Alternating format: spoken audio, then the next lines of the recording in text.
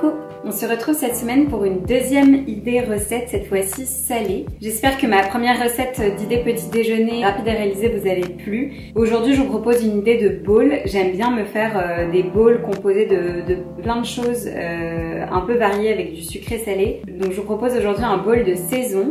L'idée c'était de vous proposer une recette qui soit réconfortante et gourmande en cette période un peu particulière, mais qui reste saine pour essayer de ne pas trop faire d'excès avant les fêtes, mais de se régaler quand même. Je le rappelle, je suis pas une experte, je suis pas nutritionniste ou professionnelle dans la nutrition. Mais voilà, ça m'intéresse, ça m'importe aussi de donner des ingrédients à mon corps et à ma peau qui vont lui faire du bien, de lui donner aussi les bons nutriments.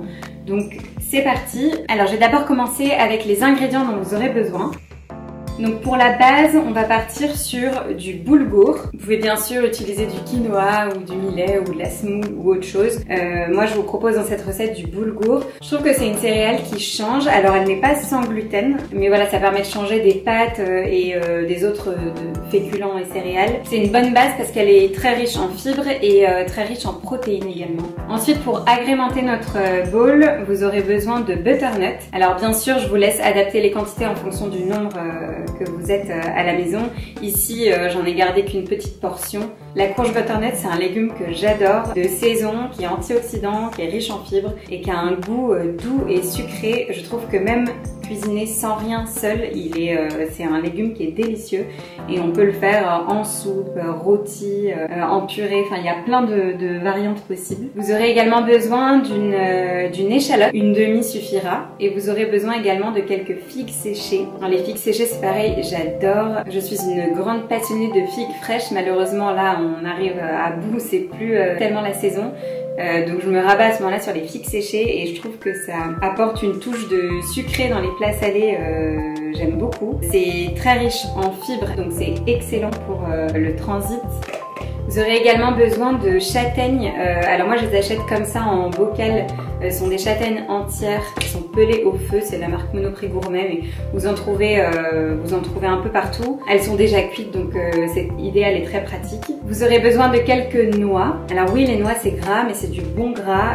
Ça reste un très bon aliment consommé à petite dose. Vous aurez besoin d'un peu de ricotta pour apporter un peu de fraîcheur et de calcium à notre bowl. Et ouais, je trouve que c'est mousseux, c'est frais, c'est un des fromages frais les moins caloriques, qui est idéal dans un bowl comme ça. Vous aurez ensuite besoin de miel.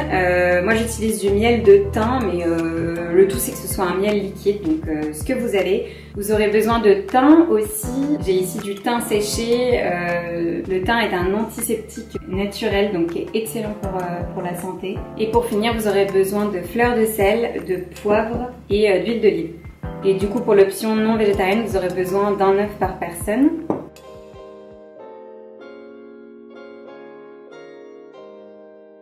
Au niveau des ustensiles, vous aurez besoin d'un couteau qui coupe bien et d'une petite cuillère à café. Vous aurez aussi besoin d'une casserole et d'une passoire pour cuire le boulgour et l'œuf mollet. Et vous aurez également besoin soit d'un petit plat qui va au four, soit d'une feuille de cuisson en silicone. Pour celles et ceux qui me suivent déjà sur Instagram, j'en parle régulièrement. C'est hyper pratique pour faire toutes sortes de légumes rôtis au four, je m'en sers énormément. C'est bien plus écologique et du coup au final économique que utiliser du papier aluminium ou sulfurisé. En fonction de ce que vous avez, de la quantité de courge, voilà, au choix l'un ou l'autre. Donc c'est parti, on va commencer avec la courge. Donc tout d'abord, vous allez commencer par préchauffer votre four. Vous allez le mettre en chaleur tournante à 180 degrés à peu près. Donc on va commencer avec la courge butternut. Donc on va venir la couper en petits dés, retirer la peau et les placer dans notre plat qui ira au four ou alors sur votre feuille de cuisson en silicone. Donc si votre courge est entière au départ, évidemment coupez-la et venez retirer à l'aide de votre cuillère tous les pépins et filaments qui se trouvent ici.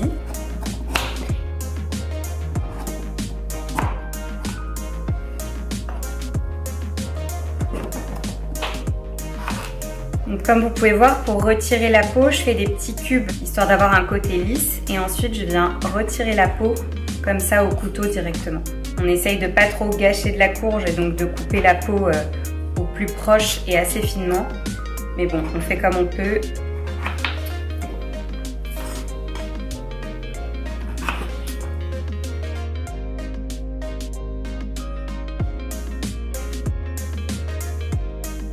Donc une fois que vous avez disposé vos cubes de courge dans votre plat, on va venir ajouter une cuillère à café d'huile d'olive.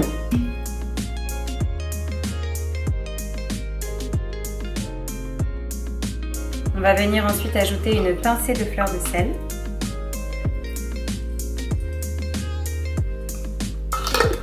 Et on va venir ajouter un petit peu de miel.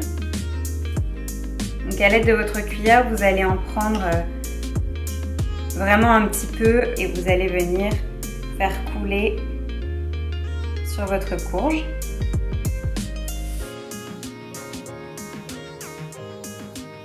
Et enfin, on va venir ajouter un peu de thym.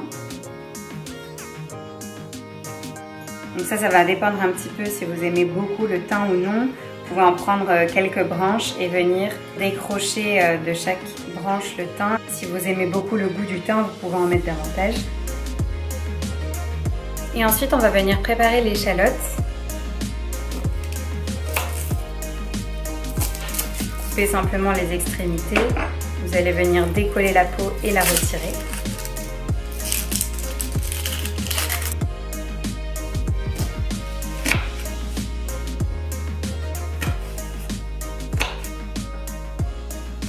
Et venez la couper finement.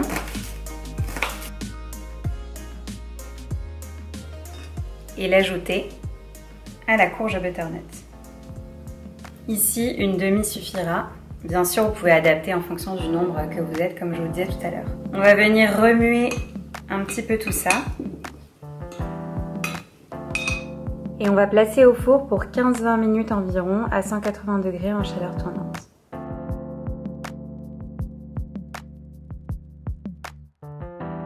Donc pendant que l'eau est en train de bouillir, on va s'occuper du boulgour. Je voulais vous donner une petite astuce que j'achète en vrac ou en paquet. J'aime bien transférer tout ce qui est céréales dans des bocaux. Comme ça, il n'y a pas de risque d'humidité, pas de risque de fuite, pas de risque d'attirer des petites bêtes. Le seul problème, c'est qu'on a tendance à oublier le temps de cuisson. Donc ma petite astuce, c'est de découper sur l'emballage la petite partie où il y a inscrit le temps de cuisson, de transvaser du coup ici mon boulgour dans le bocal et de venir placer la petite étiquette au centre.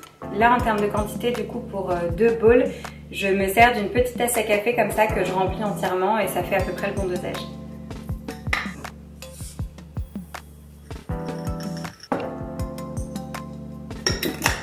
Donc votre eau est bouillante, on va venir verser le boulgour dedans.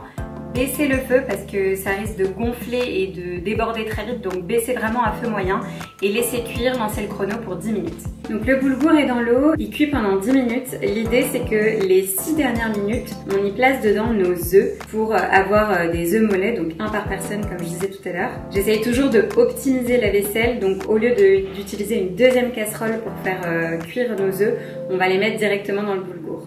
Donc dans 4 minutes, on va venir déposer nos œufs. Pendant ce temps, on va venir couper les figues séchées. Donc pour 2 personnes, je vais utiliser 3 figues séchées. Et à l'aide de votre couteau, vous allez venir retirer la petite queue. Et on va venir tout simplement couper en rondelles nos figues séchées.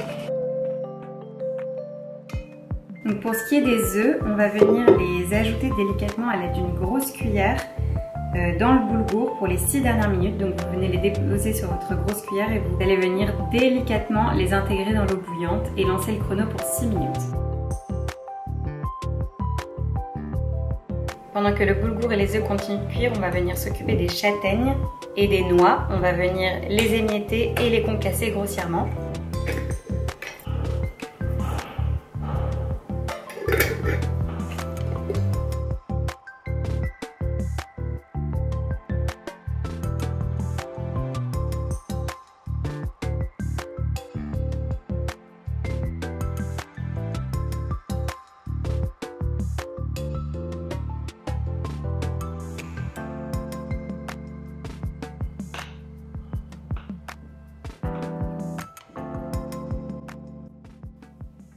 Au bout de 6 minutes, égouttez le boulgour et les œufs avec. Réservez le boulgour de côté et passez immédiatement vos œufs sous l'eau froide pour stopper la cuisson et ne pas vous brûler les doigts car c'est le moment de les éplucher et les couper pour découvrir le cœur jaune parfaitement mollet.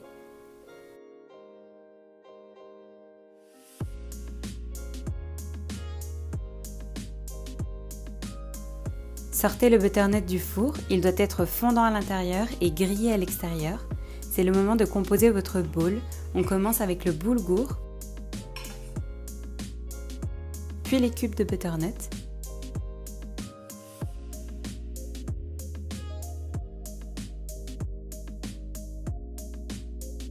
répartissez ensuite les châtaignes et les noix, puis les rondelles de figues.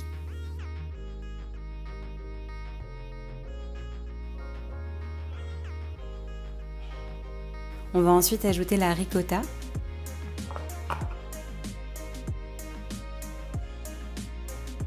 une cuillère à café bombée par bol que vous venez émietter et répartir par nuages à l'aide de vos doigts par-ci par-là. On termine avec notre œuf mollet.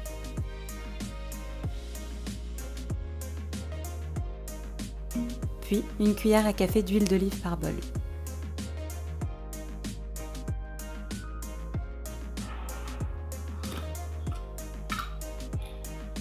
Une pincée de fleur de sel, un peu de poivre et c'est prêt.